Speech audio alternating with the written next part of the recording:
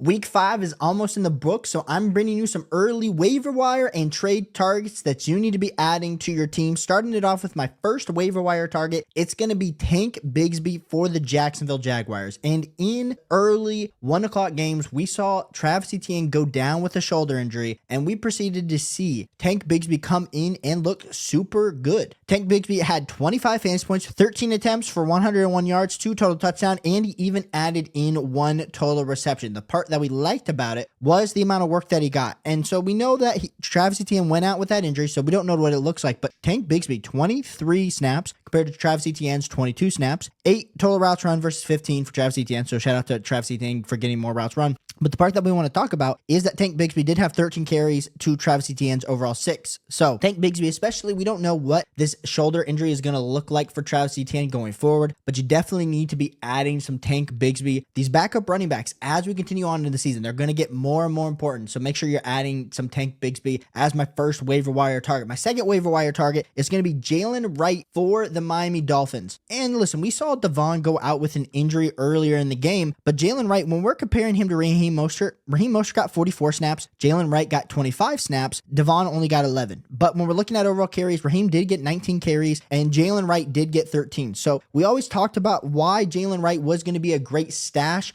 And the main reason he was going to be a great stash is because they like to use 2 running backs in this Miami Dolphins backfield. And so with them adding in some Jaylen Wright, it makes you super excited about Jaylen Wright going forward. Now, the part that we do want to hit on is Raheem Mostert also looked good. So I don't want to just give all the attention to Jaylen Wright. Raheem Mostert did have 11 points in his own right. If you feel like Raheem Mostert, based on what he did last year, is more of a priority add, 100%, if he's out there on waivers, go check. According to Sleeper Ownership, I just think Jaylen Wright is going to be a little bit more available to you. 13 attempts for 86 yards, 8 total points. So I think a lot more exciting stuff can happen for Jaylen Wright going forward. And Jaylen Wright is my second waiver wire target. My next waiver wire target is going to be Josh Downs for the Indianapolis Colts. And I think the big thing with Josh Downs is he's most likely rostered in your league. He's over 53% rostered, but I just wanted to bring him up because he did put up 15 points this week, 22 fantasy points last week. The big worry for Josh Downs is he's doing all of this with Joe Flacco at quarterback. And what happens when Anthony Richardson comes back? I mean, Alec Pierce looked good, but 12 total targets for Josh Downs out of 43 snaps. Super healthy target share. And especially when you're turning those 12 targets into 9 receptions, we absolutely love to see it. So if for some reason Josh Downs is out there, like I said, you might make the argument that he should be prioritized above Tank Bigsby, above Jaylen Wright. I hear you. I just wanted to bring his name up because he is out there in a few different leagues. The next guy you should be targeting, we're going to be talking about 2 tight ends. First one's going to be Tyler Conklin for the New York Jets. And we saw a breakout day for Garrett Wilson, which we're super excited about, but we also saw Tyler Conklin with 11 fantasy points, 9 targets, 6 receptions, 55 yards. And it's been, last week he only had 5 fantasy points. The week before that at 14. And Tyler Conklin is rostered in 29% of leagues. So for me, we're talking about these early waiver wire. It doesn't feel like an absolute amazing waiver wire week, but if you do need some help at the tight end position, go give it to Tyler Conklin. Seems like he's the most second reliable option for Aaron Rodgers, past being just Garrett Wilson in this offense. My next guy I wanted to talk about, and this guy should not be out there after this week, it's going to be Tucker Kraft for the Green Bay Packers. It's pretty clear to me that he's 66% roster, so there's a very small chance that he's out there on waivers. I just wanted to bring him up. 17 fantasy points last week, 24 fantasy points this week and counting. So Tucker Kraft's another guy that you 100% want to be getting a little bit of a hold of. He has had 2 touchdowns this week, which definitely has inflated his fantasy football numbers, but we have seen how desolate this tight end position is. So if you have a pulse and it's looking good, I 100% want to be adding you. Give me some Tucker Kraft. And my next guy we're going to be talking about is some trade targets. And we're going to put out an actual trade video on Tuesday. So if you like the content, hit the like and subscribe button. But on Tuesday, we're going to be talking about AJ Brown as the number 1 target. AJ Brown has been out since week 1. And if you're an AJ Brown team like me, you probably have lost a ton of your weeks by losing your number 1 player in fantasy football to injury, unless you drafted extremely well. And so if I am the AJ Brown owner, I might be panicking. I know he's coming back, so that is exciting. It probably was better to buy this last week. I just want to bring up AJ Brown as a buy going forward because AJ Brown, even with him being out this week, we need to see some more exciting stuff going forward. And so if you're a team that you're down, you're 1-3, you're looking like you're going to go 1-4, you might be making a change on AJ Brown. That's a guy I should target. The second guy we're going to talk about is Breece Hall. And hear me out, ladies and gentlemen, Breece Hall has let us down yet again. And when we're looking at Breece Hall, not only him and Braylon Allen look bad today, but Breece Hall only had 6 fantasy points. So we're looking, he went from 18, 24, 18 to 3 fantasy points in week 4 to 6 fantasy points in week 5. And to really